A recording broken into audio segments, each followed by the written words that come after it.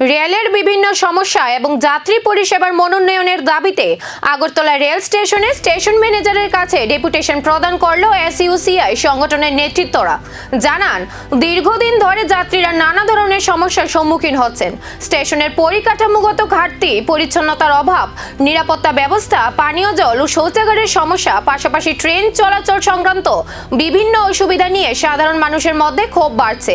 এই পরিস্থিতিতে রেল কর্তৃপক্ষের দৃষ্টি আকর্ষণ করতে এক গুচ্ছ দাবি সম্বলিত স্মারকলিপি তুলে দেন এসইউসিআই নেতৃত্বরা।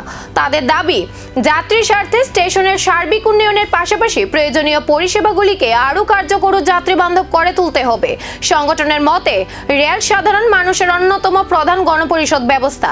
তাই যাত্রীদের দীর্ঘদিনের সমস্যাগুলিকে গুরুত্ব সহকারে বিবেচনা করে দ্রুত সমাধানের উদ্যোগ নেওয়া প্রয়োজন। ডেপুটেশনের মাধ্যমে সেই দাবি রেল কর্তৃপক্ষের সামনে তুলে ধরা হয়েছে। আমরা আজকে এনএফ রেলওয়ের জেনারেল ম্যানেজারের উদ্দেশ্যে 7 দফা দাবিতে একটি মেমোরেন্ডাম আমরা স্টেশন ম্যানেজারের মাধ্যমে আমরা পাঠিয়েছি।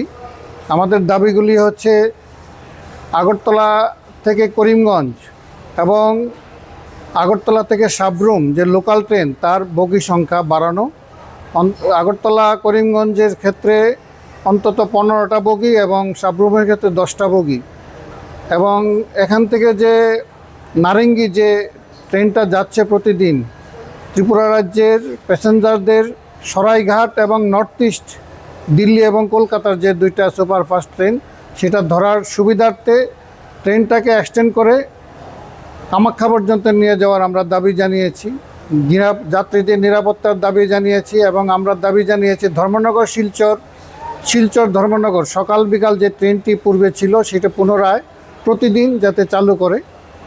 আমরা দাবি জানিয়েছি যে কাঞ্চনজঙ্ঘা ট্রেনে একটা পেন্টিকার দেওয়ার জন্য এবং এই সমস্ত ট্রেন যতগুলি ট্রেন আছে সমস্ত ট্রেনগুলির যে পুরনো বগিগুলি এগুলোর অবস্থা খুবই দুরবস্থা, প্যাসেঞ্জারদের খুব অসুবিধা হচ্ছে, বাথরুমগুলি নিয়মিত পরিষ্কার থাকছে না, নোংরা হিসেবে থাকছে, কামরাগুলিও থাকছে। আমরা এই সমস্ত দাবি নিয়ে আমাদের আজকে মূলত এই মেমোরেন্ডাম দেওয়া।